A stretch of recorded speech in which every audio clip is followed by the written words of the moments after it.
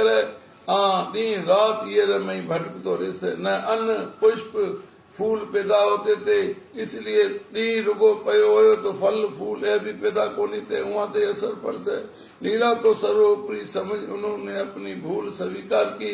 तत्पश्चा उन्होंने संसार भर के 7 द्वीपों की यात्रा की, 7 समुद्रों को अपने रथ जल यान द्वारा पार किया। यह सुनकर राजा परीक्षित कहने लगे कि हे मुनिराज कृपा कर 7 द्वीपारा नाम बताओ, ना लेने से पाप नाशते जा। सुखदेव जी ने कहा कि हे राजन, जिसमें भारत देश है उसको, जिस भारत देश है वो न जम्बू द्वीप कहता, एशिया कहते हैं। और इस प्रकार लक्ष्य द्वीप यूरोप है, शालमली द्वीप ऑस्ट्रेलिया है, किरंच द्वीप अफ्रीका है, पुष्य द्वीप न्यूजीलैंड है, शार्क द्वीप उत्तरी अमेरिका, ये 7 द्वीप है। इनके चारों ओर 7 समुद्र है, ख्याल समुद्र, अरबी सागर, इक्षु समुद्र, एटलांटिक समुद्र, सुरा समुद्र, लाल सागर, तत्र समुद्र, श्याम सागर, प्राच्य समुद्र, पीत सागर, शुद्ध समुद्र, प्रशांत महासागर, खीर समुद्र, श्वेत सागर, अच्छो समुद्र है।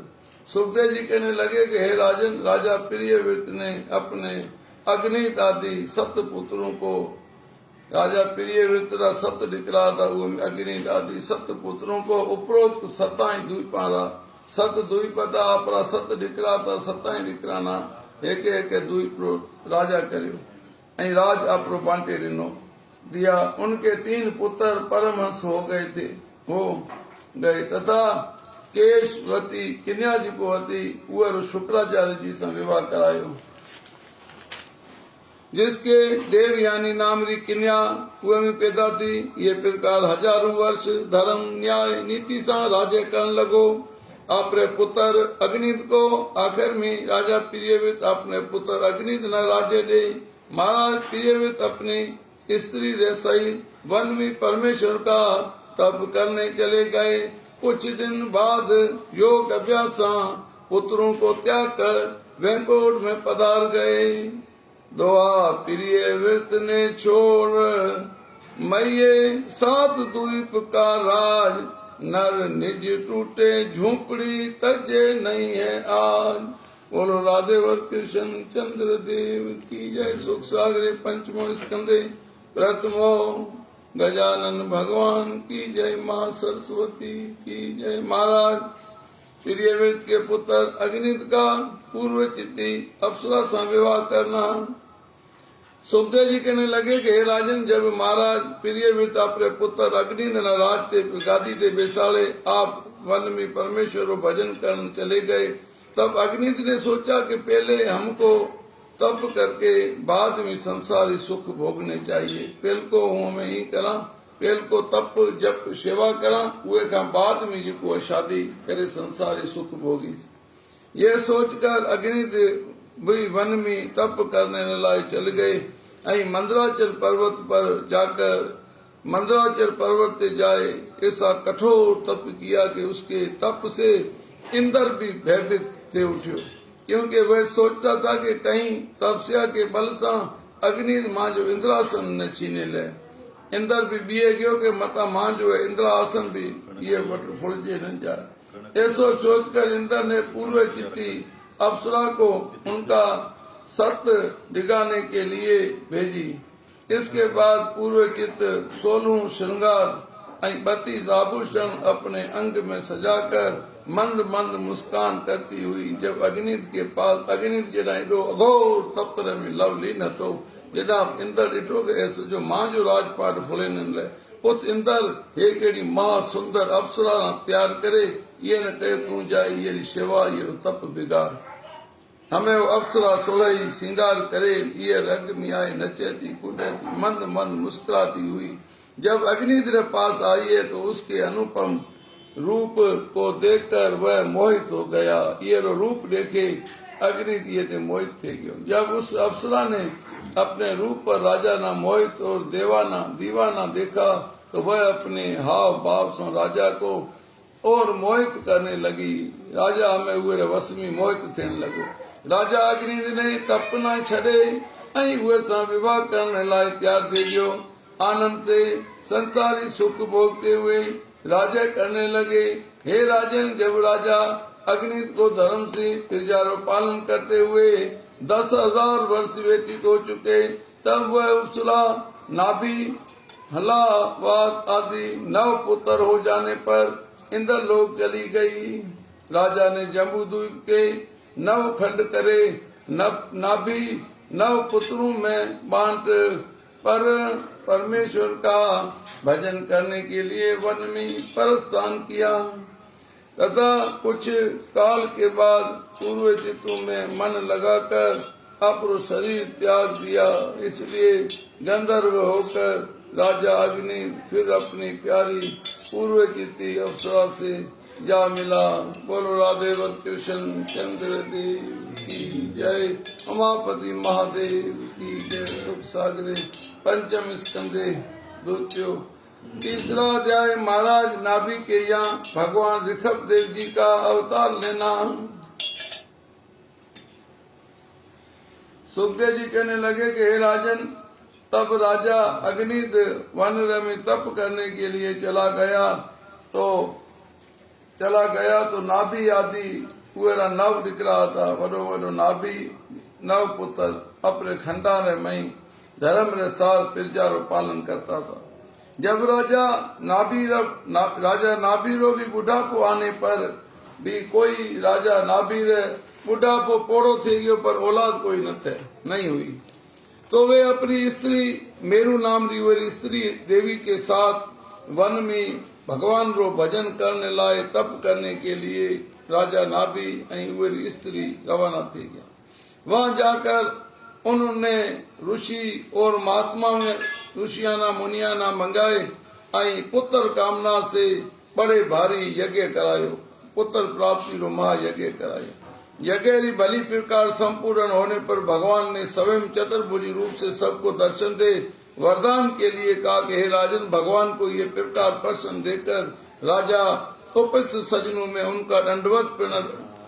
राजा नाभि जिना माँ वडो यज्ञ करायो। यज्ञ में भगवान पुरुषोत्तम खुद प्रकट थे।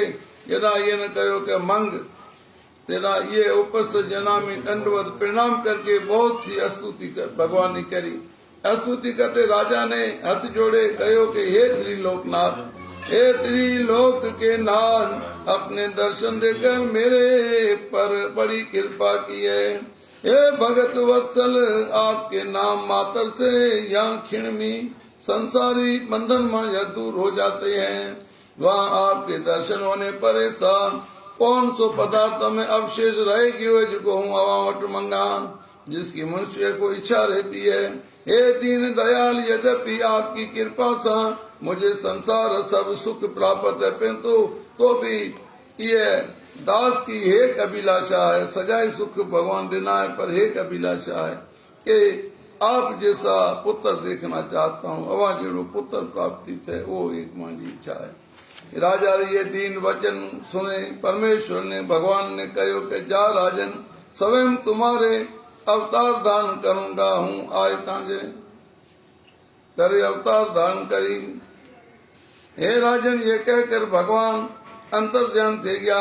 कहे ये ना परमेश्वर की कृपा सा रानी मेरू देवी रे गर्भ रह गयो। समय सब देवताओं ने भगवान की स्तुति कर राजा रानी पर पुष्पानी वर्षा की। 10 महीने रे पश्चात जिके समय भगवान ऋषभ देव ने राजा नाभि रैया जन्म लिया, वह समय ब्रह्मा आदि देवताओं ने बहुत सी स्तुति करी। राजा रानी रे आनंद का कोई ठिकाना न रहा। बोलो राधे वर कृष्ण चंद्र भगवान की जय। श्रीमद् भागवत पुराण सप्ताह पुरुषोत्तम भगवान की जय।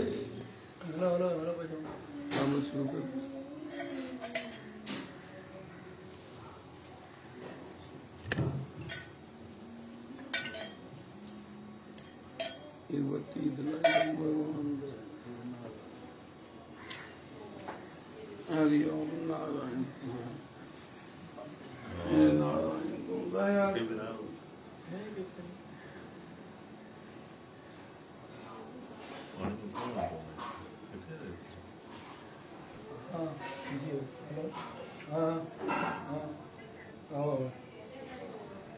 ठीक है श्री अभिमानी को पासा वो बड़ो तो पुठा तो मैंने अंदर लगी तो मैं बाहर जाके वो छत तो पछे जाके मेरे पास ठीक है 600 में रखियो अच्छा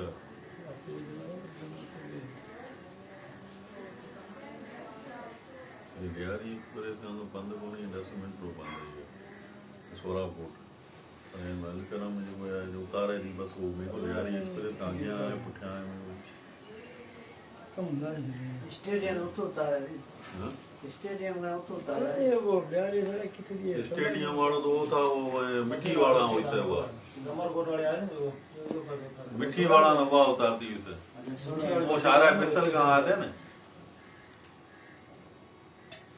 नंबर कोट कुंडली वाले हां सोरा बंद कर बंद अच्छा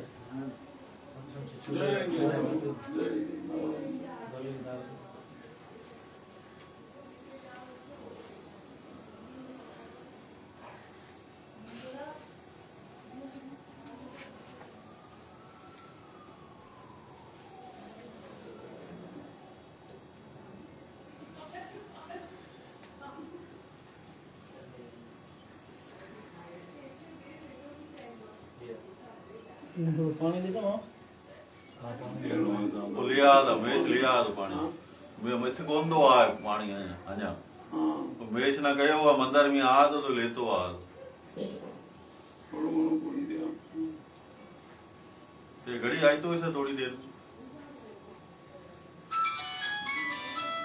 इसे हेठा गया तो पानी अजा आ गोंदो इतना सवार हुआ हां या पानी आएगा नहीं मिलेगा सदर पूरे यार सी बिलाग में तो पानी बंद करे चलियो ये 11 बजे नहीं था वो साफ करी ना काल अपना बंद था हवा काल से पूरो बंद था काल सुबह बंद था पानी तो खारो है पूरो हीना तो साफ करे आपको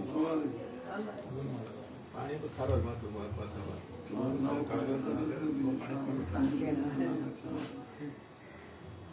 असां वटि 100 रुपया टांकी मथे कोई भी कनेक्शन जो कोई डायरेक्ट ले चुके ना के वजह ना इमरजेंसी तो बाल्टी करे पाइप लगा या शक्ति माफ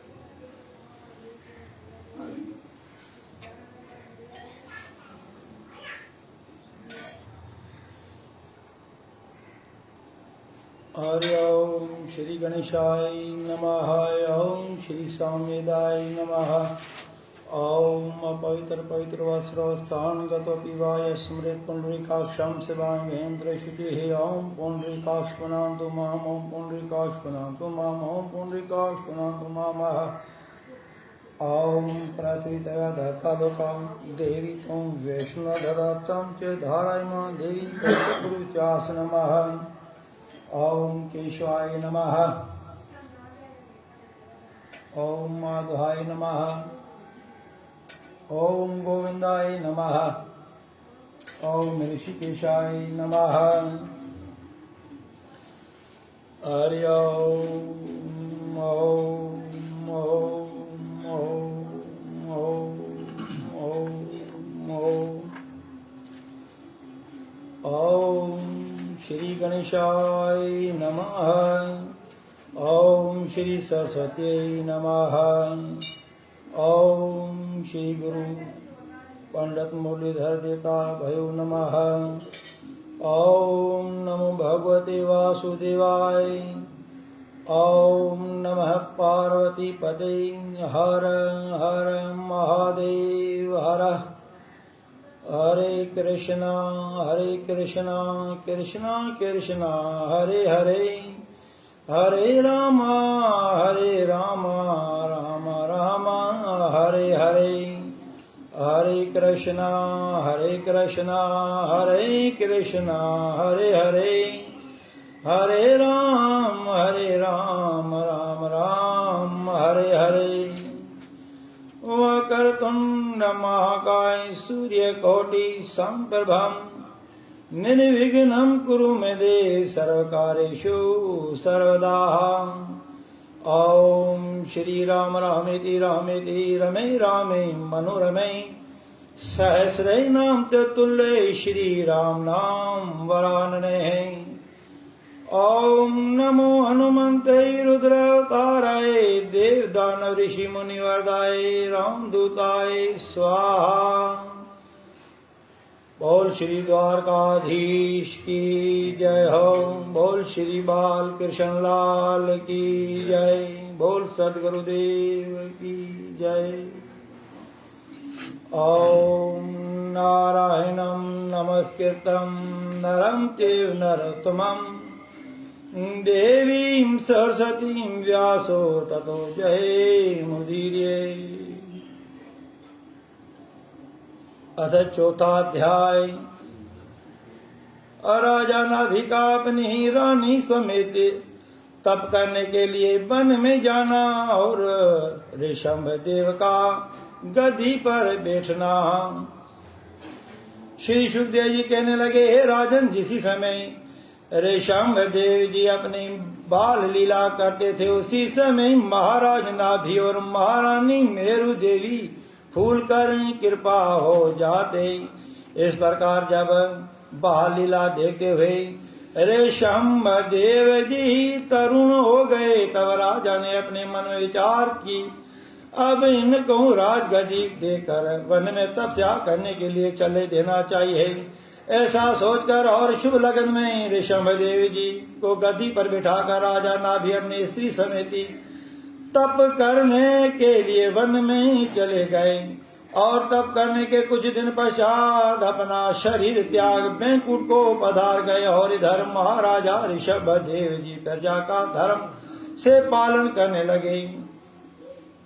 उनके राज्य में बाघ और बकरी एक घाट पानी पीकर बिल्कुल बेर नहीं रखते थे। समय पर वर्षा होने पर कभी अकाल नहीं पड़ता था। इसके बाद इंद्र ने प्रसन्न होकर अपनी पुत्री जयंती का उससे विवाह कर दिया, जिससे राजा के 100 पुत्र उत्पन्न हुए। उनमें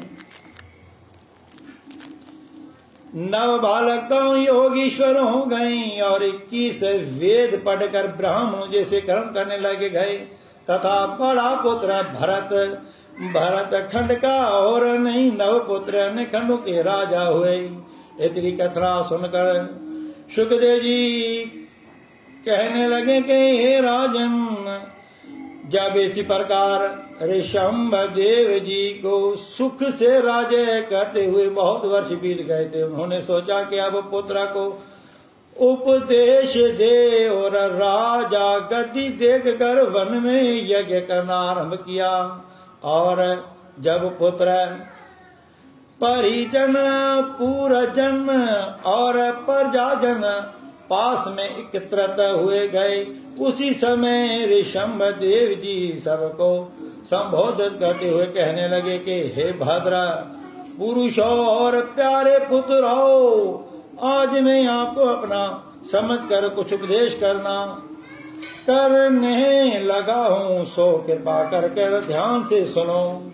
इस पर भली प्रकार चलना, जैसे इस संसार में सुखों को भोग करते समय संसार के बंधनों से ही मुक्त हो जाओगे। इस संसार को बनाने वाला सच्चिदानंद आनंद स्वरूप परमेश्वर है, जिसका कभी नाश नहीं होता और उनके सिवा संसार में जितने पदार्थ हैं सब नाशवान हैं। ये संसार द्रव्य और सती नामक जड़ और चेतन रूप माया की रस्सी में से जकड़ कर ऐसा बंधा हुआ है कि बिना उस परमेश्वर की कृपा से कोई प्राणी इनसे ही अलग नहीं हो सकता, और जब तक इनसे अलग नहीं होता तब तक 84 लाख योनियों के चक्कर से मुक्ति नहीं होती।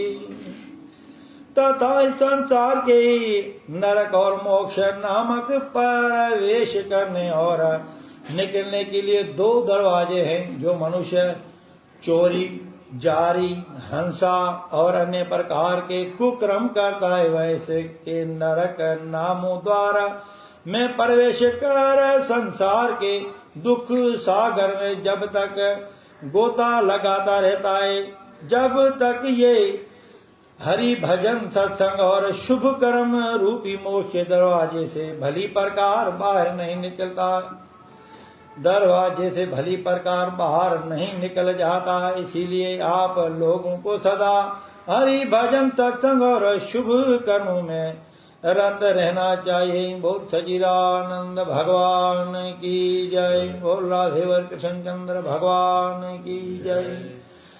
इति सुख सागर पंचमो स्कंद चतुर्थ अध्याय मतलब 5वां अध्याय। ऋषभ देव जी का संत महात्माओं के लक्षण कहना। संत महात्मा साधु जी के वह भगवान प्यारा है, हमारा केड़ा केड़ा लक्षण है वह सुना दो। ऋषभ देव जी के कहने लगे कि हे पुत्रो, अब मैं आप के सामने संत महात्माओं के लक्षण कहता हूं, सो ध्यान से सुनो। न तो किसी को खोटा वचन बोलना और न किसी से दुष रखते हैं, उनके हृदय में कपट नहीं होता, सदा हरि भजन में मगन रहते हैं। जो कुछ ईश्वर कृपा से मिल जाता है उसमें संतोष कर सदा सुखी रहते हैं। कभी केरू बुरो न सोचे, सदा हर केरू भलो सोचे। जी कहे महात्मा कहे राग शोक जाको नहीं वेरी मीत समान, कहे नानक सुन मनवात मोक्षी तिनके पास। असद साल प्याई के सन है मोक्ष उठ सके तो सदा शुभ कर्म करके स्वप्न में भी अशुभ कर्म नहीं करते हैं। अपनी स्त्री पुत्र धन और भवन में कभी मोह नहीं रखकर अतिथि की तरह रहते हैं। अपने धर्म और कर्तव्य का पालन करने में कभी आलस्य नहीं करते हैं। ऋषभ देव जी कहने लगे, हे पुत्रो, उपरोक्त लक्षण जिन गृहस्थी सजन पुरुष में हो उनको सदा संत महात्मा समान समझकर उनका सत्संग करना, और जिन वैरागी साधुओं में उपरोक्त लक्षण नहीं हो उनको कभी संग नहीं करना। श्री सुखदेव जी कहने लगे कि हे राजन, इसी प्रकार ऋषभदेव जी अपने पुत्र और प्रजाजनों को ज्ञान सिखाकर बड़े पुत्र भरत का और अन्य नव पुत्रों को जाम्बद्री के अन्य खंडों का राज्य देकर आप वन में परमेश्वर का तप करने के लिए चले गए, और वहां जाकर उन्होंने जड़ भरत का रूप बना लिया।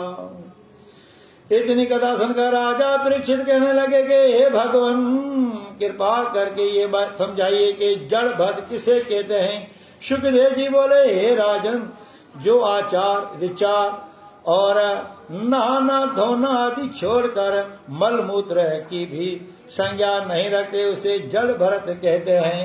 कई शहर में मोह न हो, न खाणो न पीणो न ओढ़णो न पहिरणो, तू ही तू ढीं रात ईश्वर कीर्तन करते रहे। कई शहर में थे आप मुझे गर्व न हो। उसे कोई जो कुछ भोजन खिला देता है वही खा लेता है, जो कुछ पहनने को देता है वही पहन लेता है। अर्थात भोजन वस्त्र का कुछ उद्योग नहीं करके भगवान भजन में निश्चित बैठा रहता है, तथा संसार भर के संपत्ति सुख ऋषि और सिद्धियों को और आंखों उठा कर भी नहीं देखता। इंद्रिय पर कंट्रोल में करे, जिके इंद्रिय पर वस्त्र में रखे। सो हे राजन, ऋषभ देव जी भी अपना इसी प्रकार जड़ भरत का रूप बनाकर भगवान की तपस्या करने लगे। बोल सच्चिदानंद भगवान की जय हो। इति श्री सुख सागर पंचमो स्कंद 5वां अध्याय समापत 6ठा अध्याय। ऋषभदेव जी के हैं, ऋषभदेव जी के चाल चलन से संसार में जैन धर्म का प्रकट होना।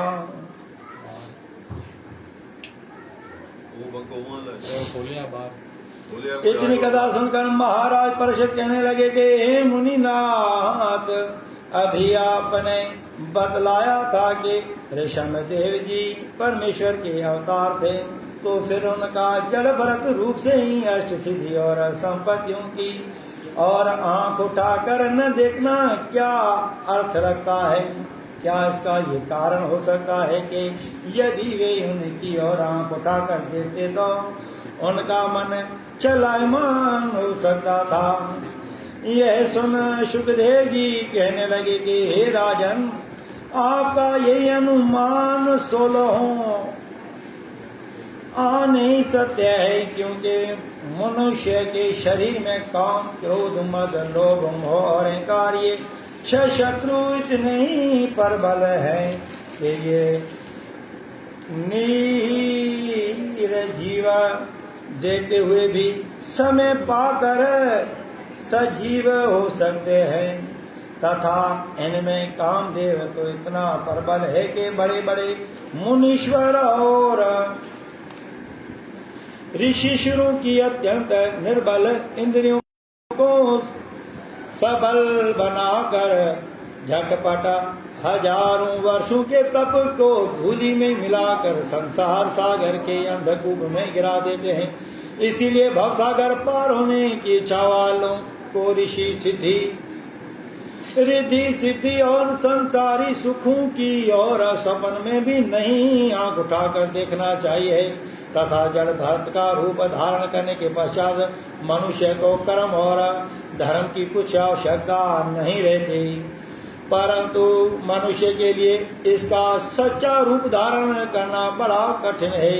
इतनी कथा सुनकर सुखदेव जी कहने लगे कि हे राजन, ऋषभदेव जी के आचरण को देखकर संसार में जैन धर्म का जन्म हुआ है, तथा इसी प्रकार जड़ भरत रूप से परमेश्वर का भजन करते हुए ऋषभदेव जी एक दिन वन में ही अग्नि लग जाने से अपने योग की अग्नि में जलकर परम धाम को चले गए। बोल सच्चिदानंद भगवान की जय। यदि श्री सुख सागर पंचमो स्कंदो 6 अध्याय अथ 7वां अध्याय।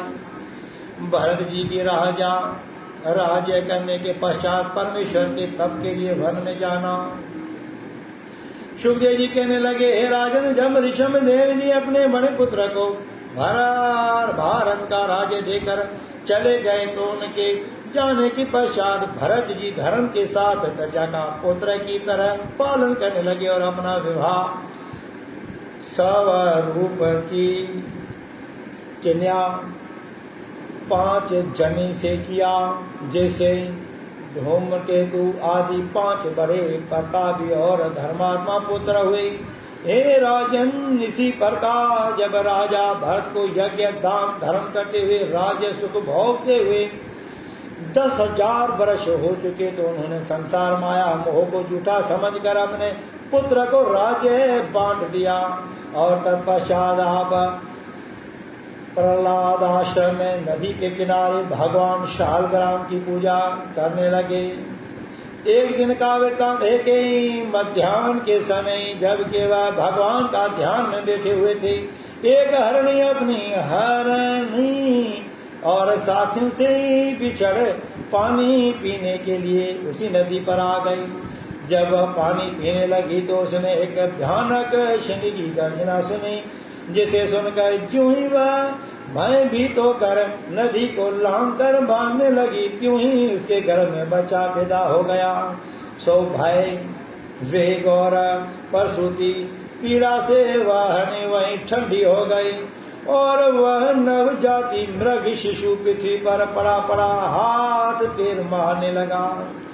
हे राजन, जब भरत जी ने यह दृश्य देखा, उनका सरल और निम्र हृदय दया से लिपावित हो गया। तदंतर अपने आसन से उठकर उस बच्चे को अपने तृणकुटी में ले आए और गौ का दूध पिलाकर उसका पुत्र की तरह पालन करने लगे। बोल सच्चिदानंद भगवान की जय हो। इति श्री सुखसागर पंचम स्कंद 7वां अध्याय समापन। बोल राधेवर कृष्ण चंद्र भगवान की अथ 8वां अध्याय। राजा भरत का मृग शिशु के शोक में मृग शरीर धारण करना। शुक्रदेव जी कहने लगे, हे राजन, उसी बच्चे का पालन करते करते राजा भरत को उससे इतना मोह हो गया कि जप तप और पूजा पाठ छोड़कर उसके लिए हरी हरी दूब खोद कर लाने लगे तथा दिन में अपने पास बैठाकर रात्रि को अपने पास सुलाने लगे। हे राजन, अधिक कहने से क्या, जिस प्रकार सिपाही अपने लाल पगड़ी को देखकर और वंध्या अपने पुत्र को देखकर तथा मोर अपने पैरों को देखकर हर्षित से नाच उठता है, उसी प्रकार राजा भरत उसी मृग के बच्चे को अपने आश्रम में कूदता और चलता हुआ देखकर मोर बन जाते थे और एक पल में लिए भी आंखों से ओझल नहीं दे होने देते थे। एक मिनटे जिको हरनी होर में एड़वा में फात हो, एक मिनटे हरनी ना घी न थे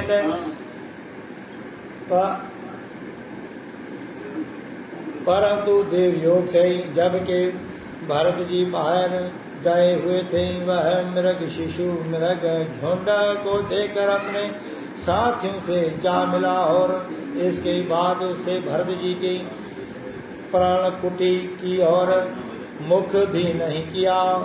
हे राजन, जब राजा भरत अपने आश्रम में वापस आए तो वह मृग का बच्चा नहीं देकर पंख कटे हुए पक्षी की तरह पृथ्वी पर गिर पड़े और नाना प्रकार के विलाप कर कहने लगे कि हाय मुझे मूड से आज कितना बड़ा अपराध हो गया, जो इस प्यारे बच्चे को अकेला छोड़कर वन में ही धके खाने के लिए चला गया और इसी कारण वह मुझसे कुपित होकर कहीं वन में चला गया। हर निर्वाणी विराग लगो है, अलग कई जगह धक्का खातो से वन रमय अलग कित भटको से। सो हे परमेश्वर, मुझे पर दया करके मुझे मेरा बच्चा एक बार फिर दिखा दे। वह हरण बच्चे मोर में आने पातो है, आए वह कितना सुंदर और डरपोक था कि तनिक से ही डांटने पर मुनि बालक की तरह कांपने लग जाता था। हे पृथ्वी, वह तेरे पर अवश्य है, इसीलिए कृपा करके ये बतला दे कि वह कहाँ है।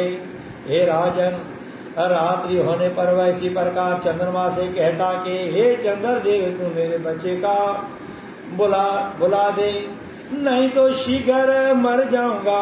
सुखदेव जी कहने लगे कि हे राजन, भरत से इसी मृग के बच्चे का इतना शोक किया कि अपने स्त्री पुत्र और राज्य का मृग शिशु की याद में विलाप करते हुए राजा भरत का देहांत हो गया और मरते समय हरण के बच्चे में ध्यान था, इसीलिए दूसरे जन्म में उन्होंने मृग का शरीर पाया। और राधेवर कृष्ण चंद्र भगवान की जय। इति सुखसागर पंचम स्कंद 8वां अध्याय समापत 9वां अध्याय। तो अंत काल टेम रमई मानव जिके चीज रमे मन फातो वो शरीर मिल से। तो ये करे हमेशा ला शास्त्र वेद पुराण कहता हलता चलता उठता बेचता दिन रात हर श्वास रमई परमेश्वर ध्यान जिको आज इष्ट देव है, जिको आप गुरु है, उहरो मंत्र उच्चारण करो, उहरो ध्यान करो तो हमारे कल्याण होते। अतः 9वां अध्याय। भरत जी का मृग शरीर त्याग कर ब्राह्मण के यहाँ जन्म लेना। हमें एक हरण रमई शरीर फासन बड़े कितना जन्मा रमई जाए भटकी हुए। श्री सुखदेव जी कहने लगे कि हे राजन, देखो बड़े ज्ञानी राजा भरत ने एक मृग के बच्चे में मन फंसा कर मृग का शरीर पाया। सो पापात्मा संसार अज्ञानी जीव संसार में मन फंसा कर कौन कौन से शरीर धारण कर किया करते हैं, दुख उठाते होंगे। इसका ऐसी कथा में कुछ अनुभव किया जा सकता है। ये कथा में ऐसे अनुभव करे के संसारी मोह माया से आपको मन ने त्याग करनो है। आई जी के अपराध के शय समझे बैठा हूँ, कोई शय असानी अपनी को नहीं है, वो असाने मोह तोड़ना। यद्यपि राजा भरत ने मृग के शरीर पा लिया था, परंतु पहले जन्म में परमेश्वर की भक्ति करने से उनको अपने पूर्व के जन्म की कथा का ज्ञान था। तो श्रीमद् भगवत गीता में लिखेला कि अर्जुन, जिको मानू जिथे जिके शय ने छड़े शरीर त्यागे तो वड़े पछी वरी भक्ति उठाना शुरू थे। तो ये नहीं अगले जन्म में भगवान ईश्वर कीर्तन करे तो ये करे ये नहीं ये चीज रो ज्ञान हो वड़े उत्थान राज वड़े ये कहो कि हमें ये जन्म मिले ये रमें वड़े जे मोह में पातो तो मान जन छुटेगा। उनको अपने पूर्व जन्म की कथा ज्ञात थी जिसे समय वे पिछली याद करते थे उसी समय अपने को बार बार धिक्कारते थे। इसीलिए हे राजन वे सदा मृग झुंड से अलग रहकर और कुछ थोड़ा बहुत सूखा पत्ता खाकर परमेश्वर के ध्यान में मगन रहते थे। सो इसी प्रकार जब वह बहुत निर्मल हो गए तो एक दिन उन्होंने नदी के लांघते हुए अपने शरीर त्याग दिया और परमेश्वर की कृपा से एक वेद पाठी ब्राह्मण के जन्म घर ब्राह्मण के जन्म धारण किया। वेद पाठी ब्राह्मण वर घरे जाइए जन्म लिया। इसके पिता ने इसका भरत नाम रखकर पढ़ाने के लिए बहुत प्रयत्न किया। नालो ये भरत रखे हुए कोशिश करिए छोकरे ने पढ़ाओ पर वो छोकरो ये सजे कितने का हट तो रहे हुए। तदंतर उसने बढ़ते समय अपने अन्य पुत्रों को भी यही शिक्षा दी कि वे भरत को पढ़ाने का पूर्ण प्रयत्न करें। नेट ये विचर में ये वियोग में ये अपनो शरीर त्याग ये पिता भरत रहे बीजा जी के दिकरा था ये दिकरा ये हमारा जो भाई है ये ख्याल करे। परंतु उनके लाख प्रयत्न करने पर भी भरत एक अक्षर नहीं सीख सका और परमेश्वर के भजन में पागल की तरह मगन रहता रहा। रात दिन भगवान ईश्वर कीर्तन में मगन रहे। ये बीजी को शुद्ध बुद्ध न रहे जी मीरा हती 24 कलाक बीजो काश है न खपे न राज खपे न पाठ खपे। एक परमात्मा रो ईश्वर कीर्तन इतो रटन करो कि ये मुख में छाला पै गया। जब हार कर उसके भाइयों ने उसे अपने खेती की रखवाली के लिए छोड़ दिया और वहीं खेतों में उसको भोजन वस्त्र देने लगे। खेतर में चले थे कपड़ा दे थे खान पिए लगा। परंतु भरत जी का ये हाल था कि देख खेत में से न तो किसी पशु को घेरता था और न किसी पक्षी को उड़ाता था। चाहे पक्षी पशु जो भी कुछ कोई खेतर में खाए के नालों में ले उसकी ये अवस्था देखकर उसके सारे भाई उससे तंग आ गए।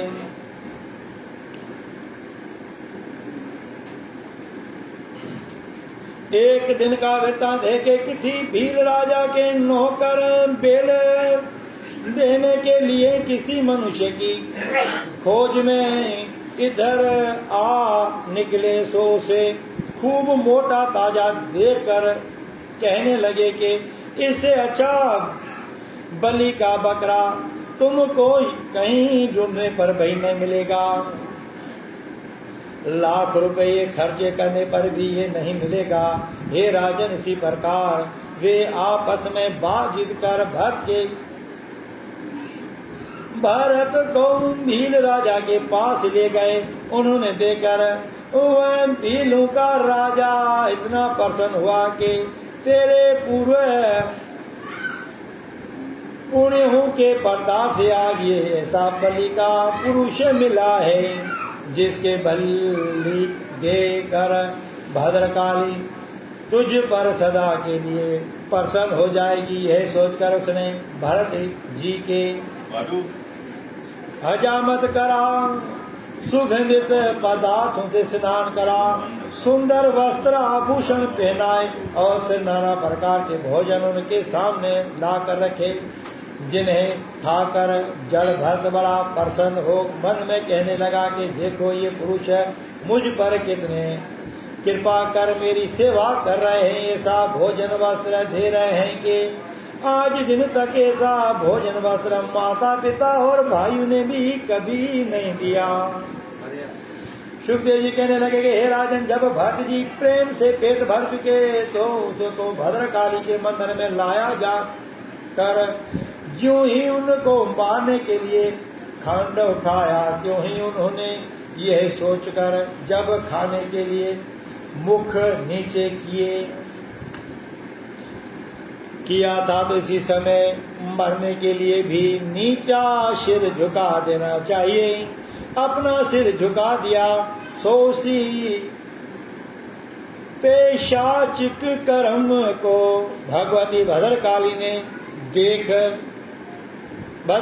ने देख सकी और उसे समय खंड हाथ से लिए हुए पितृमाँ से प्रकट होकर उस राजा और उसके पुरोहित को वहीं सदा के लिए सुला दिया और भरत जी से कहने लगे कि हे महात्मा, इस दुरात्मा दुष्ट को किसी दुरात्मा ने बहका कर आप जैसे भगत को मेरे नाम पर कष्ट देना ही नहीं बल्कि मारना चाहता था।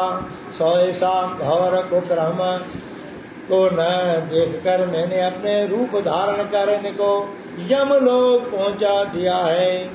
बोल नवदुर्गे मात की जय हो। तथा जो पापी पुरुष मेरे नाम किसी जीव की बलि देंगे उनको मैं कभी भी इसी प्रकार किसी न किसी रूप में दंडित देती रहूंगी। ये सुनकर भरत जी कहने लगे कि माता, यद्यपि यही आत्मा अमर और शरीर नाशवान है और इसे ज्ञान से मुझे कभी जीने का भी दुख नहीं है, तो भी अधर्मी इसी प्रकार देवताओं के आगे पशु पक्षी मनुष्य की बलि देते हैं। वे नरक की यातना भोगकर कभी जन्म धारण सुखी को प्राप्त नहीं करते। और माई, आप मुझ पर प्रसन्न है तो यही वरदान देने की कृपा करें कि जो पापात्मा तेरे नाम पर किसी पशु पक्षी या मनुष्य की बलि अपने सुख के लिए देवें, उनको नष्ट कर कभी सुख मत देना। तदंतर ऐसा ही होगा। ये है कहकर भगवती भद्रकाली अंतर ध्यान हो गई और भरत जी ही परमेश्वर के भजन में मगन हुए और पृथ्वी पर भी चलने लगे। बोल राधेवर कृष्ण चंद्र भगवान की जय। इति श्री शिव सागर पंचम स्कंदम अध्याय समापन 10वां अध्याय। राजा रहुगण का जल भरत की को पकड़ कर अपनी पालकी में लगाना। श्री सुखदेव जी कहने लगे, हे राजन, एक दिन का वृतांत है कि सिंधु सुबीर का राज्य रहुगण पालकी में सवार होकर कपिल देव जी के पास ज्ञान सीखने के लिए जाता था। किसी कारणवश मार्ग में उनके पालकी का एक कहार बीमार पड़ गया। पालकी जी को ज्योतिर्यतिवरमय जी को हेक जी को हाथों जीव जी को बीमार थे, इसीलिए वे किसी सेवक की खोज में इधर उधर दृष्टि दौड़ा रहे थे कि उनके भरत जी पर दृष्टि पड़ी। उनको मोटा ताजा देखकर राजा ने अपने पालकी में लगा लिया। सुखदेव जी कहने लगे कि हे राजन, पालकी में लगने पर भी भरत जी को कोई हर्ष शोक नहीं हुआ और वह आनंद से पालकी का डंडा अपने कंध पर रखते हुए राजा को ले चलने लगे। परंतु चलते चलते किसी चींटियों या ने कीड़ों मकोड़ों को देखकर उनको पेड़ से बचाने के लिए ठहर जाते थे। इसीलिए पालकी पीपल के पत्ते की तरह हिल उठी थी। जब राजा ने बार बार पालकी को हिलाने के लिए मना किया और क्रोध करके कहार उनको, काहे कहारो, इस पालकी को बार बार क्यों हिलाते हो? ये सुनकर वे कहने लगे कि अंधाता, इस नहीं कहार को छोड़कर हमारा तनिक भी अपराध नहीं है। हे महाराज, ये नवोज को जोतरी हुए, ये बार बार को पालकी ने हिलाए रहे। यदि राजा रहुगण भरत जी ने ये प्रकार स्वयं कहने लगा, हे कहार, एक तो तू पहले से ही दुबला पतला है और दूसरी बहुत अधिक मार्ग चलने से थकित हो चुका है।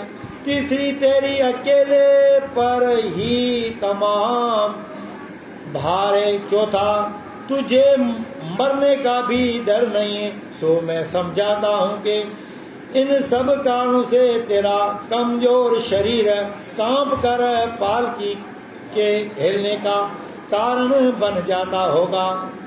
राजा के वचन सुनकर भरत जी पहले तो कुछ नहीं बोले, परंतु बार बार राजा को क्रोध और वीरता अभिमान करते हुए देखा तो वह कहने लगा, हे राजन, मैं जीवात्मा न दुबला पतला हूँ, न मोटा ताजा हूँ, और न मैं कभी थकित होता हूँ, न कभी मरता हूँ।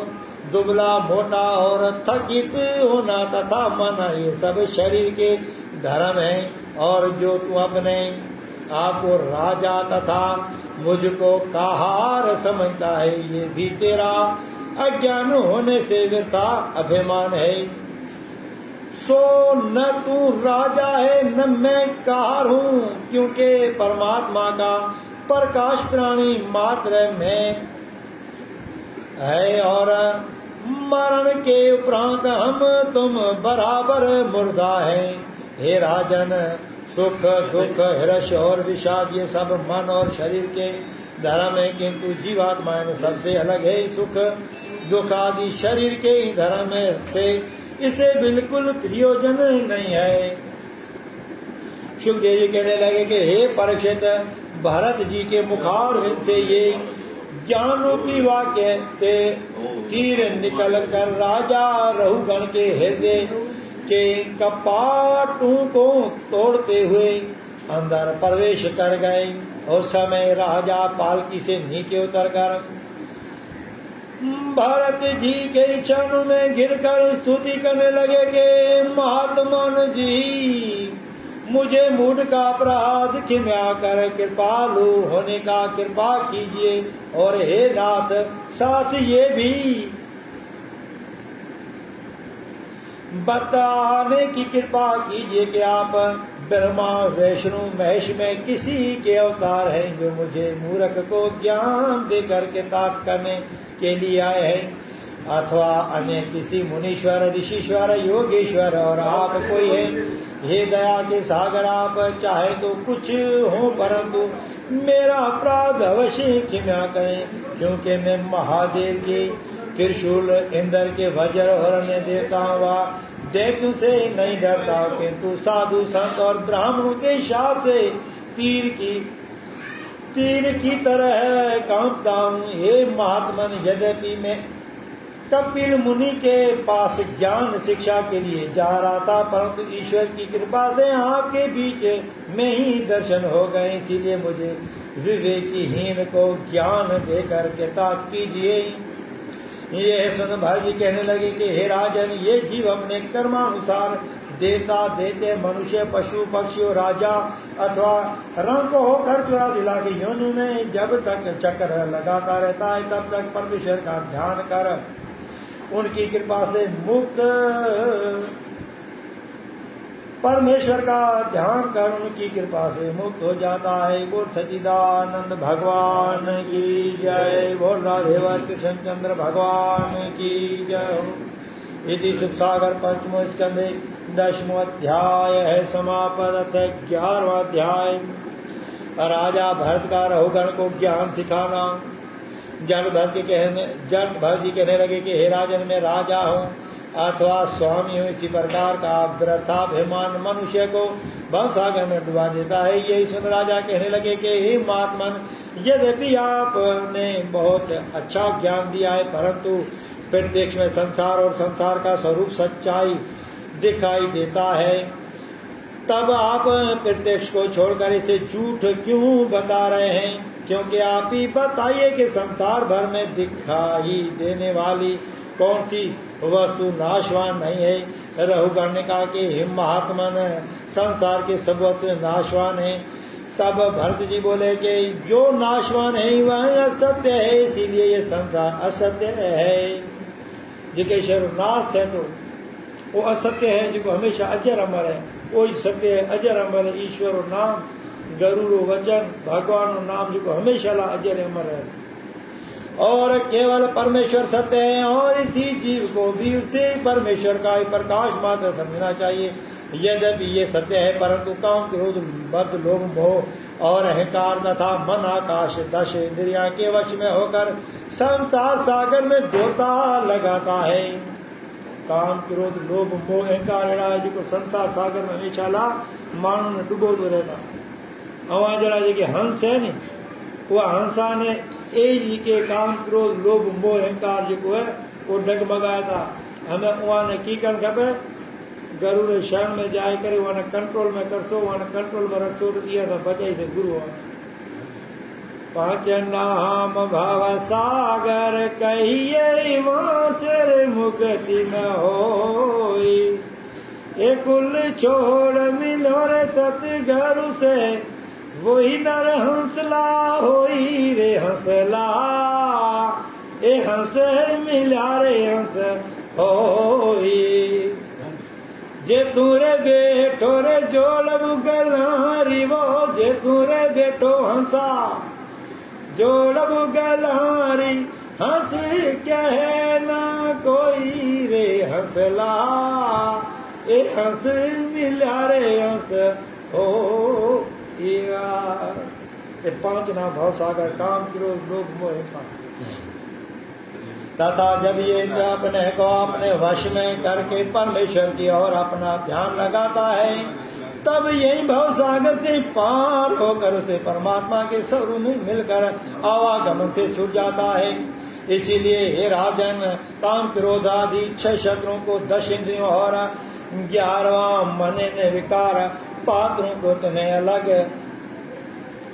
इनसे अलग रहना चाहिए और परमेश्वर का ध्यान कर कभी भी संसार माया मोह में नहीं फंसना चाहिए। ऐसा करने से आप अवश्य मुक्त हो जाओगे। जड़ भरत जी का ये उपदेश महान कर राजा ने बारंबार प्रणाम किया। बोल राधेवर कृष्णचंद्र भगवान की जय, बोल सच्चिदानंद भगवान की जय। इति सुख सागर पंचम स्कंद 11 अध्याय समापन 12वां अध्याय। राजा रहुगण का शरीर की स्तुति करना। राजा रहुगण ने कहा कि हे भरत जी, संसार में मनुष्य के शरीर से कोई उत्तम शरीर नहीं है, इसीलिए उस परमात्मा के सबसे बड़े कृपा समझनी चाहिए। भगवान ने अपनो रूप जो बंदे ने दे छड़ियो है, ये वडी वडी कृपा है।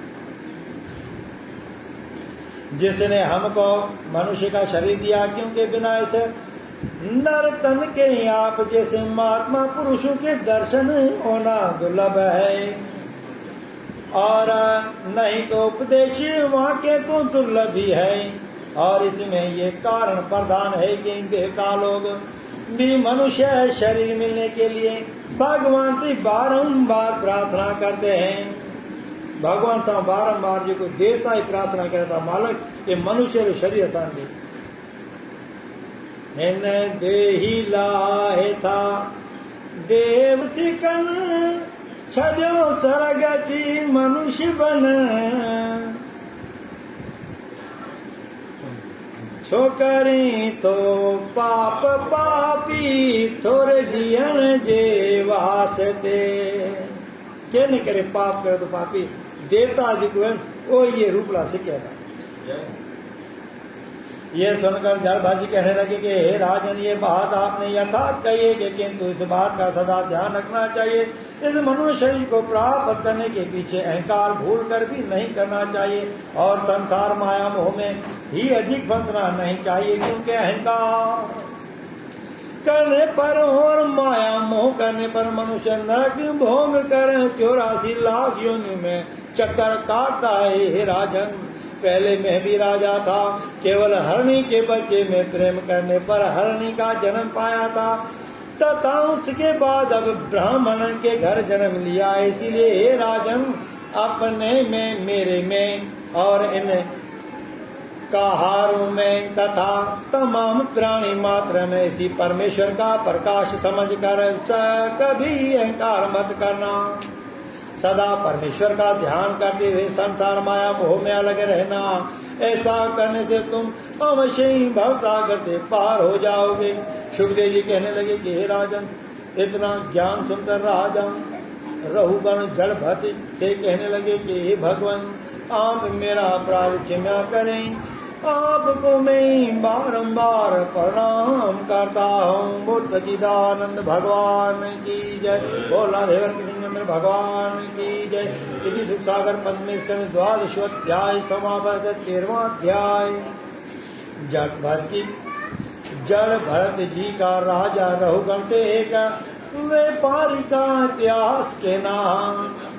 जड़ भरत जी कहने लगे कि हे राजन, ये शरीर और संसार स्वप्न की तरह है, जिसे पाकर पक्षी गण रात्रि को वृक्षों पर बैठकर प्रातःकाल छोड़कर चले जाते हैं, और उनको उनके वृक्षों के छोड़ने पर यदि दुख हो तो उसे वृक्ष ही समझना चाहिए। पक्षी रात राज्य के वहां से बैठे था, सबूत है तो हलिया जाया था वहीं छलनो पे, तो पर वो में घणो हद का मथे मोह लगा तो वृक्ष जी करना। इसी प्रकार जीव संसार में उत्पन्न होकर अपने कर्मानुसार शरीर पाकर फिर पूर्व जन्म धारण करते हैं। इसीलिए राजन, उनका सोचना करना भी व्यर्थ है। हे राजन, अब मैं आपके सामने एक व्यापारी का इतिहास सुनाता हूँ, सो ध्यान देकर सुनो। एक व्यापारी बहुत सा द्रव्य लेकर व्यापार करने की इच्छा से विदेश को चला गया, किंतु उसी मूर्ख ने चोर और डाकू से बचने के लिए कोई नौकर अपने साथ नहीं लिया। ये देख 6 चोर उसके पीछे भाग गए। थोड़ी दूर चलने पर वह रास्ता भूल गया और वन में विकट रास्ते में भटकता हुआ देखता हुआ विचरने लगा। जब उसी प्रकार वह थकित होकर रात्रि को एक नदी के किनारे सो रहा था, अवसर पाकर वहां से 6 चोरों से पर टूट पड़े और बहुत सा बचाव करने पर भी उसका तमाम माल लूट कर चुपचाप वहीं से चले गए। इसी प्रकार चोरों से लूटे जाने पर वह व्यापारी दहाड़ मार कर रो रो कहने लगा कि इस वन में ही शरीर त्याग देना चाहिए। और भालू आदि हंसिक जीवों को भयानक शब्द सुनाई दिया। उसी शब्दों को सुनकर वह और घबरा कर रोने लगा, परंतु विपत्ति में उसे पूरी तरह नहीं लपेटा था, क्योंकि काहे लगती है चोट चोट ऊपर बिन नहीं भूख बढ़ जाती है। दुख में बेरी जग बन जाता, नहीं विपता इकली आती है। इसी अवसर में एक मदोन्नत हाथी उस पर झपट, यही देख वह भयभीत हुआ। किसी सुरक्षित स्थान की खोज में दौड़ने लगा, किंतु किसी सुरक्षित स्थान का मिलना तो एक और मेघ और बिजली भी उस असहाय जानकर अपने शब्द और वर्षा बूंद से अधिक भयभीत करना आरंभ कर दिया। ये देखकर वह सिर पर पैर रख कर नेत्र मूंदे हुए बिना किसी लक्ष्य के दौड़ ही रहे था कि एक पुराने कुएं में गिर पड़ा। हे राजन, इसे कुएं में गिरने पर उसके सौभाग्य से या दुर्भाग्य से एक बरगद का पेड़ था। उसकी बहुत सी जड़ें उस कुएं में लटक रही थी। सोन में से एक जड़ की शाखा इसी के पैरों में उलझ गई, इसलिए वह उसी कुएं में उल्टा गिर पड़ा। उसके बाद उसने ज्यों ही ऊपर चढ़ने की इच्छा की, त्यों ही बिजली की तेज चमक वही मदोन्मत्त हाथी ऊपर डरावने चेहरे से दिखाई दिया।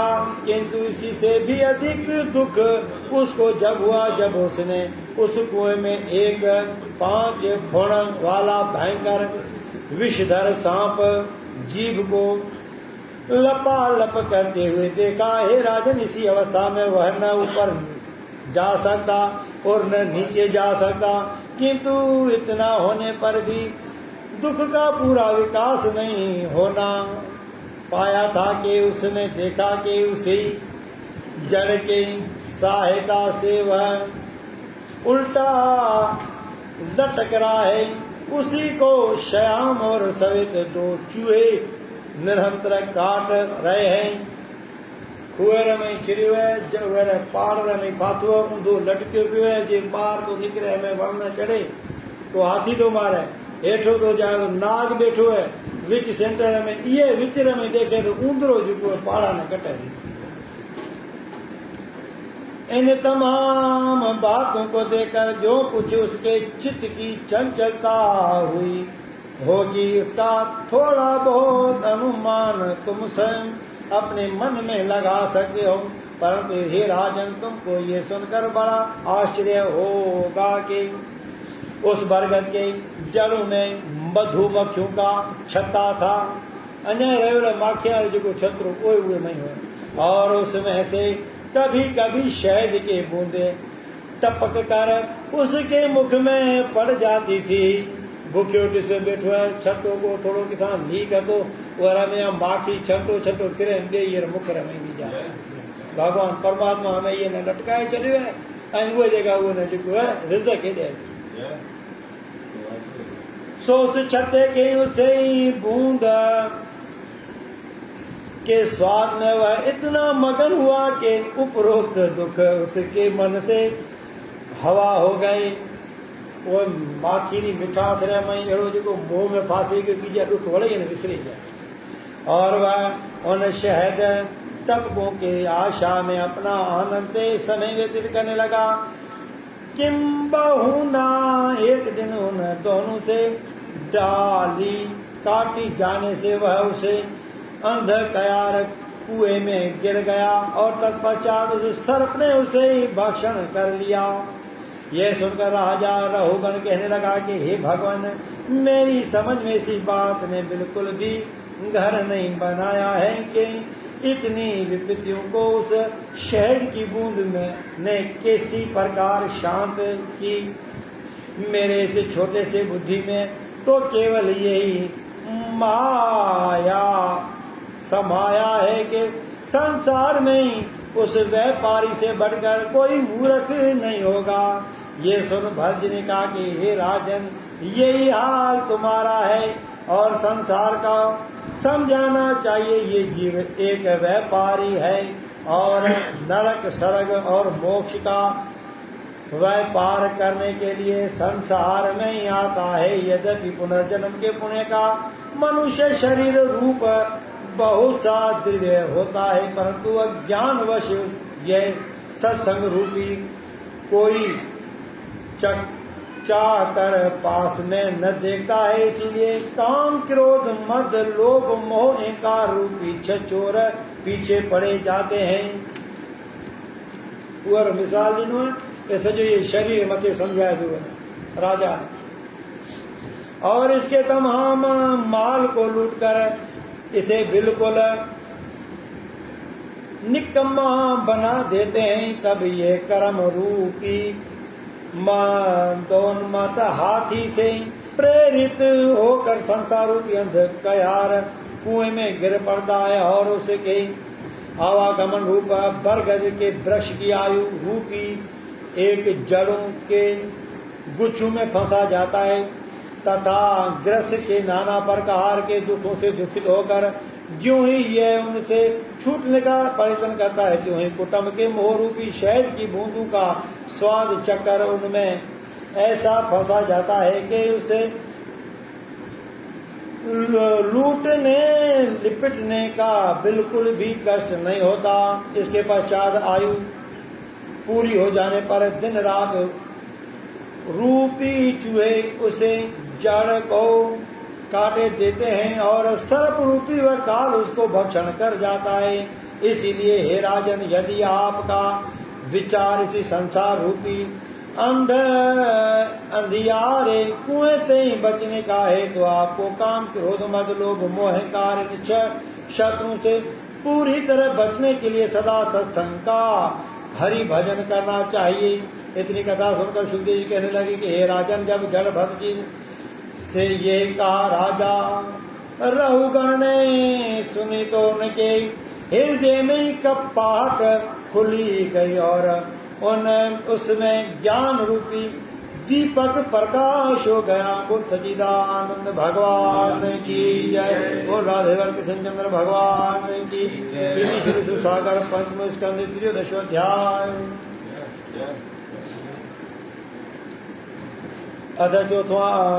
चौदहवां अध्याय। राजा रहुगण का तपस्या करने के लिए वन में जाना।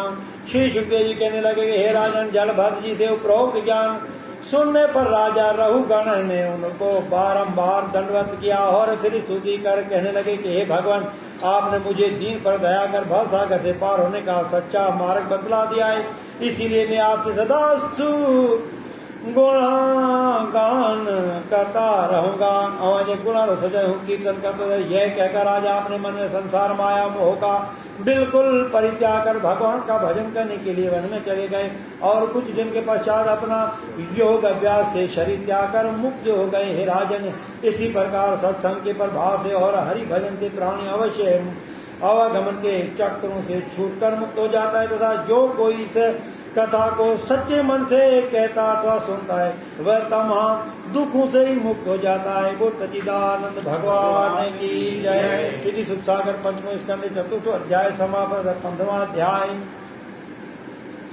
श्री सुखदेव जी का राजा परीक्षित को भूमि आदि का विस्तार कहना। इतनी कथा सुनकर राजा परीक्षित कहने लगे कि हे भगवान, आप मुझे पृथ्वी आदि का हाल कहिए। यह सुन सुखदेव जी बोले कि हे राजन, ये पृथ्वी गेंद की तरह बालवांगर गोल है और इसका संपूर्ण क्षेत्रफल गोलाई सहित 50 करोड़ योजन है तथा यही 7 भागों में बटी हुई है। इसके एक एक भाग को द्वीप कहते हैं, जिसका हाल पहले वर्णन किया जा चुका है। इसी तमाम भूमि का चौथाई भाग लोकालोक पर्वत के नीचे दबा हुआ है।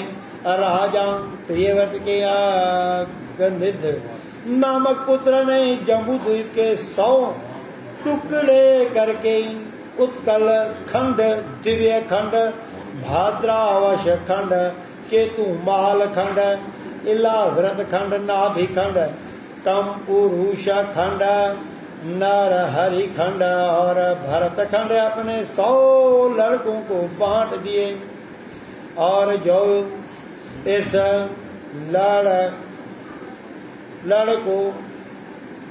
लड़कों के नाम थे, उन्हें नाम से खंड विख्यात हुए। हे राजन, इनके बीच में एक सुमेरु नामक पर्वत है, जिसे पर दूध, शहद और अमृत के समीप पाने के बहुत सी कुंड भरे हुए हैं, जिसमें स्नान करने से मनुष्य और अपने पापों से मुक्त हो जाता है। थकावट और भूख बिल्कुल भाग जाती है और शरीर दिव्य होकर चमकने लगता है। नाना प्रकार के पक्षी अपने ही मधुर बोली से चित्त को चुराते रहते हैं। हे राजन, इसी पर्वत का घेरा 32,000 योजन है तथा उस पर अत्यंत मनोहर ब्रह्मपुरी बनी हुई है। बोल सच्चिदानंद भगवान की जय। बोल राधेवर कृष्ण चंद्र भगवान की जय। इति श्री सुखसागर पंचम स्कंद पंचदशोध्याय समापत। अथ 16वां अध्याय। लोकालोक पर्वत का कथन। श्री सुखदेव जी कहने लगे कि हे राजन, उन 9 खंडों में भगवान के अलग अलग अवतारों की पूजा होती है तथा 7 द्वीपों के बाहर लोकालोक पर्वत हैं, जिसके दूसरे और सदा अंधेरा रहता है और सूर्य चंद्रमा का प्रकाश नहीं होता है। हे राजन, उसके दूसरे और केवल योगी जन ही जा सकते हैं, अर्थात संसार मनुष्य का वहाँ जाना कठिन नहीं, बिल्कुल असंभव है। सुमेरु पर्वत पर कुबेरपुरी, इंद्रपुरी, वरुणपुरी और यमपुरी आदि 4 पुरिया हैं। सूर्य भगवान प्रत्येक दोपहर के पश्चात उन पर जाते रहते हैं, अर्थात 24 घंटों में इन 4 पुरियों का चक्कर लगा देता है। एवं ब्रह्मा जी की पुरी से गंगा जी निकल कर सुमेरु पर्वत हिमालय के बीच गंगोत्री का बही करती है। बोल सच्चिदानंद भगवान की जय, बोल सच्चिदानंद भगवान की जय, राधे वर कृष्ण चंद्र भगवान की जय। इति श्री सुसागर पंचम स्कंद षोडशोऽध्याय है अतः 17वां अध्याय सुखदेव जी का गंगा जी की महिमा का वर्णन करना। इतनी कथा सुनकर राजा परीक्षित कहने लगे कि हे भगवान कृपा करके पहले गंगा जी की उत्पत्ति और उसका महात्म्य बतलाइए। ये सुनकर श्री सुखदेव जी कहने लगे, हे राजन, जिस समय वैष्णव भगवान अपने विराट स्वरूप से 3 पैर से तमाम ब्रह्मांड को नापने लगे, उसी समय ब्रह्मा जी ने अपने कमंडल से ही जल लेकर उनके पैर धोकर अपने नेत्र से लगा लिए। जब जो जल सुमेरु पर्वत पर गिरा वही 3 धारा होकर उत्तर दक्षिण और पश्चिम में बहता हुआ समुद्र में गिरने लगा तथा चौथी धारा भागीरथ के पर्यटन से भागीरथी गंगा के नाम से प्रसिद्ध होकर एलावत खंड का बाई और छोड़ती हुई गंगोत्री में से होकर भारत खंड में ही आई। हे राजन, जो कोई गंगा जी में स्नान करने की इच्छा से जितने पैर घर से चलता है उसको उतने अश्वमेध यज्ञ करने का फल मिल जाता है। पर भावना ये हुआ कि मैंने हुए भगवती दर्शन करनो है, ऐं हुए रे मई जाए जो है माया जो है सजो पापा प्राश्चित करनो है, ये भावना जरूर है। ये मन में अभिमान है तो हूँ गंगा जी जाऊं तो हूँ गंगा में स्नान करी, ये गंगा में ये मैं दान करो, ये पुण्य करो, अभिमान नहीं। हे भगवान, ये सुनकर परीक्षित जी कहने लगे कि भगवान, यदि ये बात सच है तो फिर मेरे दादा युधिष्ठिर का अश्वमेध यज्ञ करने का क्या कारण था। अर्थात यदि एक बार गंगा जी में स्नान करूं सेकूं ही नहीं बल्कि किरणों यज्ञ का फल प्राप्त कर लेते। ये सुनकर सुखदेव जी कहने लगे कि हे राजन, आपकी दादा नहीं केवल गंगा जी में ही नहीं बल्कि तमाम तीर्थ में स्नान कर अगाध पुण्यों का फल प्राप्त किया था, किंतु फिर भी अपने द्रव्य को शुभ कर्म लगाने के लिए और दीन दुखियों को सहायता करने के लिए अश्वमेध यज्ञ किया था। अपरो धन पवित्र करना, अपनी माया न पवित्र करना, जो कोई धन रुपयो करे तो यज्ञ करना, यज्ञ करना मानव की कमाई जो निज थे पीवर थे वो बिल्कुल जो सुरक्षित रहे। परंतु ये सुनकर आपको अत्यंत आश्चर्य होगा कि वेद शास्त्र और पुराणों के शरण का तथा तीर्थ में स्नान करने का फल उसको पूरा मिलता है कि जो इन पर पूरा विश्वास करता है। इसी पर हम तुमको एक इतिहास सुनाते हैं। एक समय शिव जी ने पार्वती से गंगा जी का महात्म्य वर्णन करते हुए कहा कि हे प्रिय, गंगा जी में स्नान करने के लिए जो मनुष्य घर से चलता है उसको एक पैर चलने में 100 यज्ञ का फल मिलता है। ये सुनकर पार्वती जी ने कहा कि हे प्राणनाथ, यदि आपका कहना सच है तो मैं देखती हूँ नित्य प्रति गंगा जी में स्नान नहाने वाले इन कुरूप रोगी और दुखित दिव्य आनंद स्वरूप नहीं होते तो कुछ सुंदर निरोगी और सुखी तो अवश्य हो जाते हैं, परंतु देख के साथ कहना पड़ता है कि जब से मैं इनको नहाते हुए देखा है तब से अधिक नहीं तो कम से कम उतने ही कुरूप रोगी और निर्धन अवश्य हैं। ये सुनकर शिव जी कहने लगे कि पार्वती, जिन प्राणी को तुमने वृत्तांत कहा है उसको गंगा जी के स्नान में पूरा विश्वास नहीं है। पूर्ण विश्वास को नहीं, वाली श्रद्धा करनी, श्रद्धा ऐं विश्वास हुन कार्य सिद्ध न थिए ईअं थी नथो सघे। विश्वास हुजे ऐं कम न थिए ॼण कात कमी कुझ तो में आ। ॿार रोवंदो रहे ऐं मां न ॿुधे ईअं थी न सघे, ईअं थी न सघे। ॿार सिक मां सॾे ऐं मां न ॿुधे ॼण कात कमी कुझ तो में आ। विश्वास हुजे ऐं कम न थिए ॼण कात कमी कुझ तो में आ। और विश्वास नहीं होना पर महात्म्य का फल भी नहीं के बराबर होता है। वर महात्म्य री उन्हें खबर को नहीं। माता हिंगला ते जानो पिकनिक करन जानो है उसे जाए जो हम बना महाराज परशुराम भेड़ा थे से महाराज भगवान दास भेड़ा थे से मिले ऐसा बातचीत करता खासा पीसा ये भावना है तो पूरी थी सके। इस बात को प्रमाणित करने के लिए मैं कोठी का रूप धारण कर मार्ग में बैठ जाता हूँ और तुम मेरी सेवा करती रहना। हमें भगवान कोड़ी रूप धारण करे ऐं माता पार्वती ने कही मैं सेवा करो हमें और उनको मिल गया। इसके पश्चात किसी के पूछने पर 100 अश्वमेध यज्ञ के फल से मेरा निरोग होना कहना। तो पूछे तो भाई 100 अश्वमेध यज्ञ को फल दे तो ये शरीर ये ठीक से जाए कोड़ ये उतरे जाए। हे राजन इसके बाद शिव जी कोटि का रूप धारण कर मार्ग में बैठे हो पार्वती जी अपने दिव्य रूप से उनकी सेवा करने लगी। ये अद्भुत स्वांग देकर बहुत से पुरुषों तो उनका उपहास कर पार्वती जी को अपने साथ चलने के लिए कहने लगे।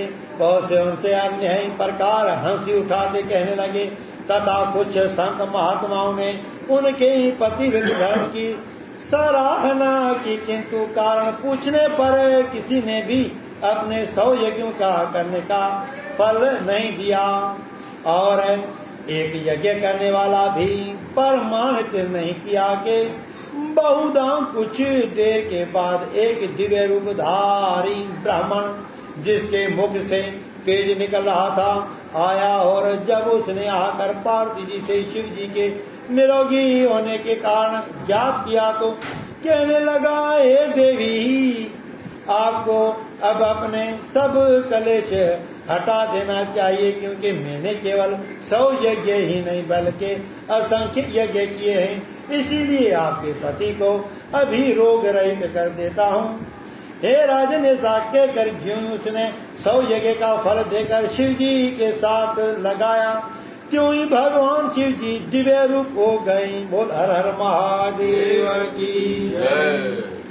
बोल काशी विश्वनाथ की जय। यह देखकर सब यात्रियों ने बड़ी अचंभा किया परंतु बाद में जब उसने गंगा जी के महात्म्य के फल का वर्णन कर कहा कि हे सजनों शास्त्र अनुसार गंगा जी का स्नान करने के लिए जो मनुष्य घर से जितने पैर चलता है उतने 100 यज्ञों का फल मिलता है। ये करे महात्मा आगे गए संत मिलन को चालिए तज माया अभिमान। संत मिलन को चालिए तज माया अभिमान। जू जू पग आगे धरो त्यों त्यों यज्ञ समान। जिता पग खड़ो ता यज्ञ का कर भावना मन में है।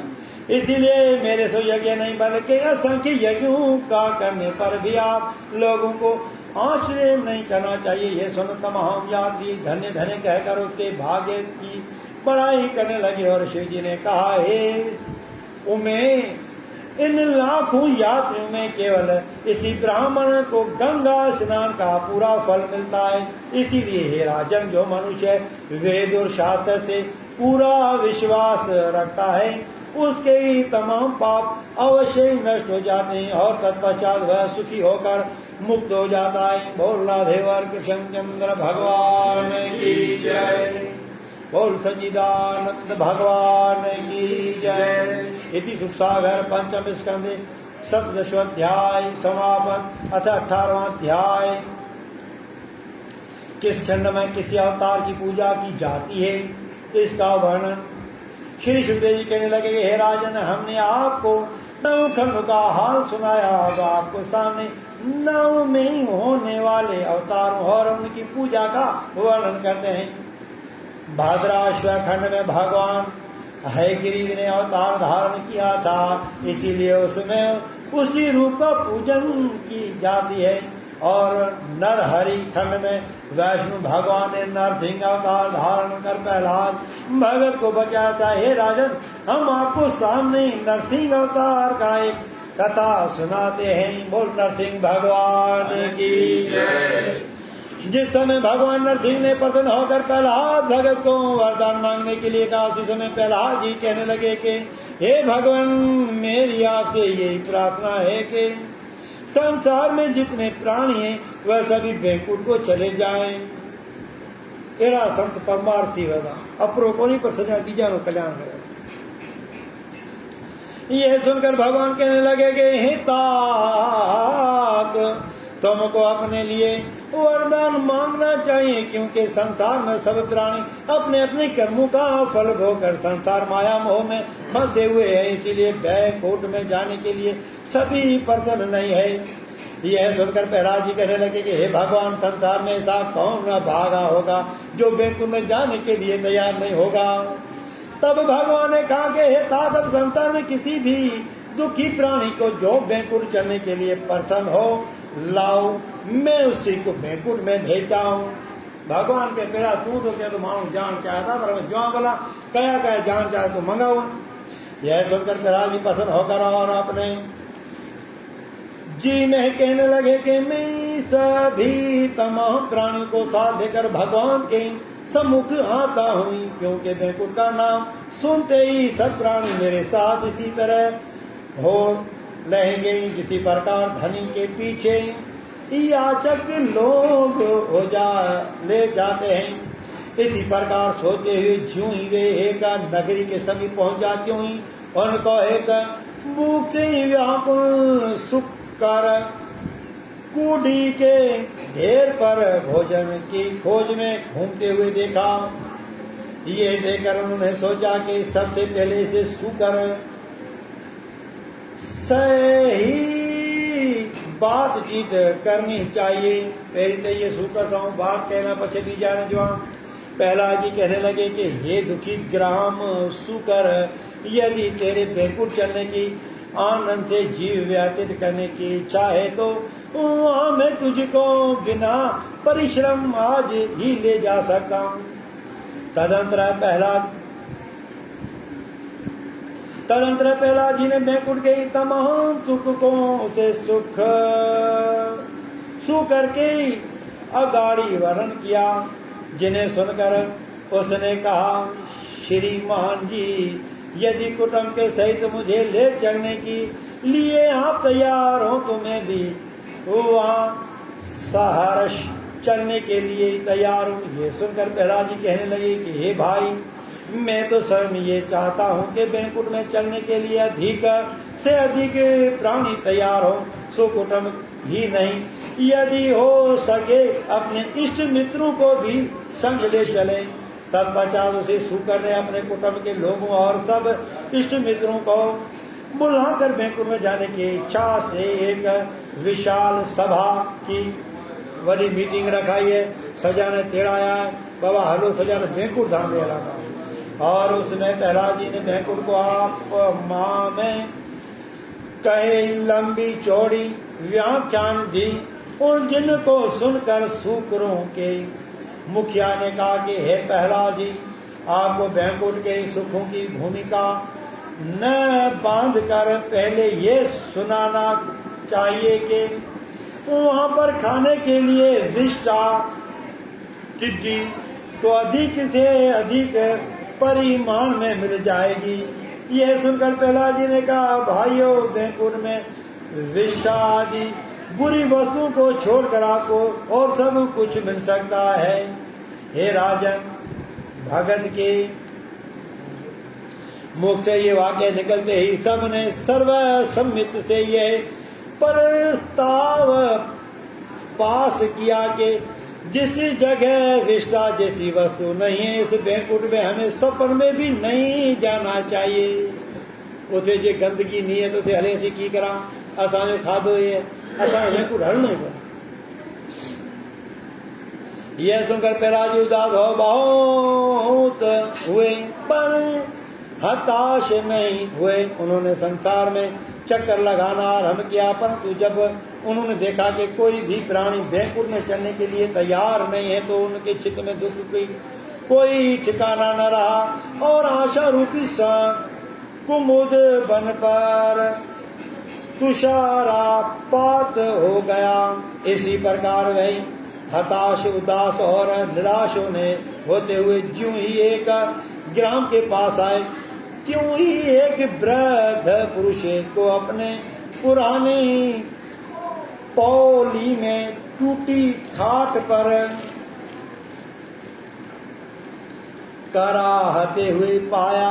वह रो रो कर कह रहा था कि हे ईश्वर, अब मेरे कुटुंबी मेरा खाना पीना का सुधि नहीं लेते, बुरा कहना तो एक और कभी कभी तो लात और घुसा भी मार देते हैं। घर में खट रहे थे क्यों बुढ़ो सभा घरा भातिया वन धिके छड़िए उथे पहला के मान ये न पूछा वाला ए हल से क्यों खटरे मथे घरा भाती सजाए को स्टैंड वाला को बैंकार में को नौकरियारा में को डिकरा को पवार कोई नेड़ो न जा काश मंगे तो लता ढिका पा ठोके।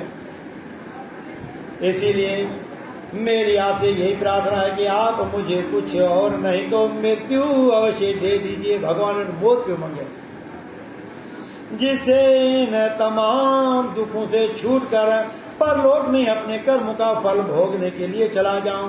हे राजन, उसी वृद्ध के इन वाक्यों ने प्रहलाद की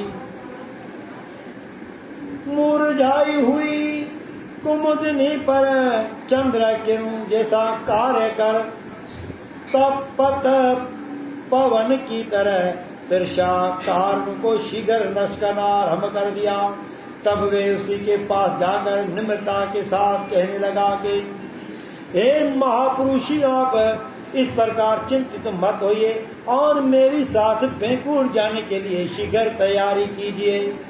हमें वो बुढ़े की पहला भगत क्या कहने लगा, है महाराज हमें कोई चिंता मत करो, हमारा हूँ बैंकुट धाम तेरे नाम, क्योंकि किसी एक प्राणी के भी न मिलने पर मैं बहुत उदास था, परंतु अब मैं आप जैसे वृद्ध पुरुषों को पाकर मैं भगवान के सामने ऊंचा सिर नहीं कर सकूं तो कम से कम मुख तो अवश्य दिखला सकूंगा। जब ये वाक्य प्रहलाद जी ने मुख से कहे तो वृद्ध पुरुष ने कड़कते हुए अपने कठोर वाणी से कहा, रे नीच, तू अभी से मुझे बैंकुट का लोक दिखाना कर कुटुंब से ही अलग करना चाहता है। वह कुटुंब वाला धिका वाले अन्याय कह दो कि तू मैंने लोग देखा रही, मैंने कुटुंब का धार कर चाह दो, तुम्हारे दुश्मन है कोई। सो सुन, अभी तो मैंने अपने पोते का विवाह का आनंद भी नहीं लिया और आंखों से भी नहीं देखा। यद्यपि मैं अपने कुटुंबियों से दुखित हूँ, परंतु इसका यही अर्थ थोड़े ही है कि इनसे अलग होकर तेरे साथ बैंकुट में चलने के लिए तैयार हो जाऊं। सो अधिक कहने से क्या, यदि तेरे को अपने शरीर से कुछ भी प्रेम है तो अभी अपने पैरों को सिर पर रखकर जा सिंह समाए भाग जा। तारे जी को शरीर में चरनार में रखे या भजन ही कर जितना अपना प्राण प्यारा नीरा कंडूर देखे तो हमारे पास उठे न तो था पर कंडूर पे हे घने तो ये मैं ताजे जी को कम तमाम करके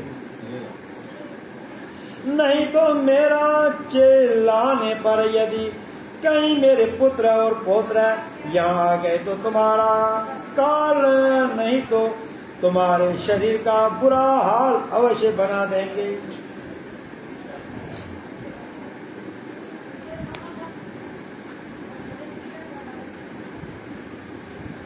वृद्ध ब्रधवा कैसे सुनती ही नैनु छाया नीर।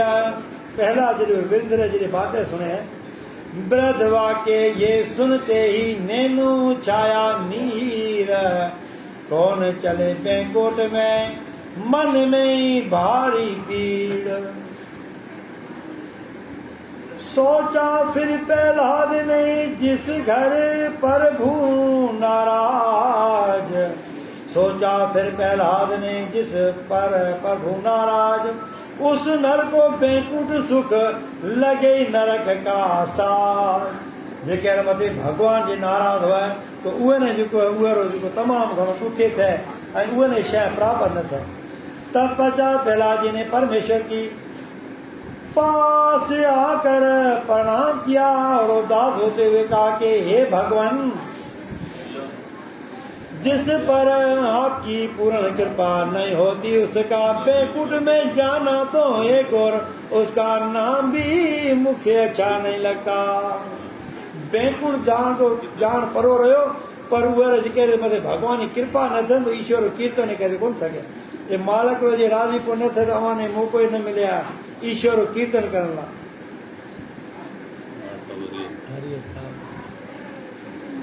सो आज मैं अच्छी तरह समझ गया कि ये संसार आपकी माया के चक्कर में इसी प्रकार फंसा हुआ है जिस प्रकार मकड़ी के जाले में मक्खी। सो जब तक आपकी कृपा नहीं होती तब तक ये अवश्य उसे में नष्ट हो जाता है। ये सुनकर भगवान कहने लगे कि हे तात, ये संसार अपने कर्मों के बंधन में इसी प्रकार बंधा हुआ है कि किसी के योनि में जाने पर जीव उसे में सुखी रहता है, कभी भी मृत्यु को प्राप्त नहीं चाहता तथा तमाम इंद्रियों निर्बल हो जाने पर भी कभी संसार माया से अलग नहीं होना चाहता है। भले उठे सके नहीं उठे सके खटते पियो पर तो जो है ये संसार का जान चाहना चाहिए। इसीलिए तुमको संसार जीवों के दुख से दुखी होकर अपने लिए वरदान मांगना चाहिए। ये न करे तो अपना वरदान मांग। जब प्रहलाद में भगवान से उनके अचल भक्ति का मन में वास चाहा और भगवान से उनको प्रसन्न होने की ये वरदान मांगा।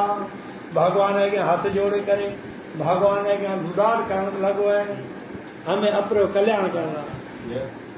दया करो हे दयालु भगवन, शरण में आए हैं हम तुम्हारे। दया करो हे दयालु भगवन, शरण में आए हैं हम तुम्हारे।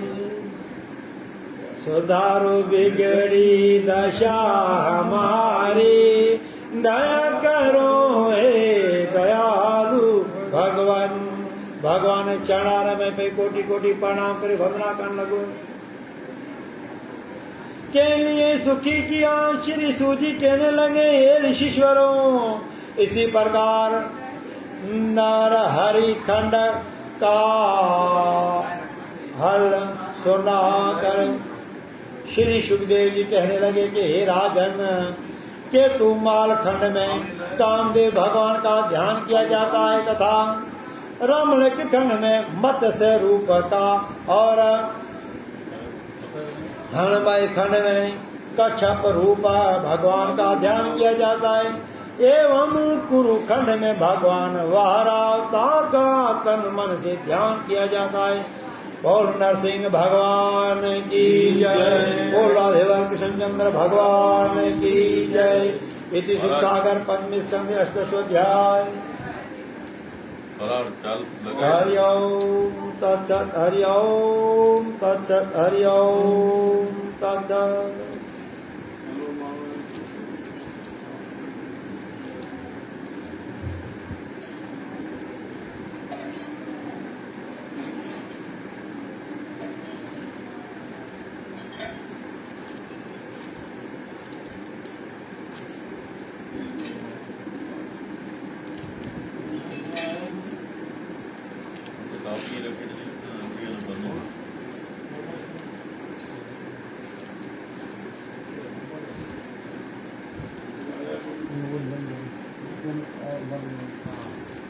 रमेश कुमार फोन खणी कोन था कनि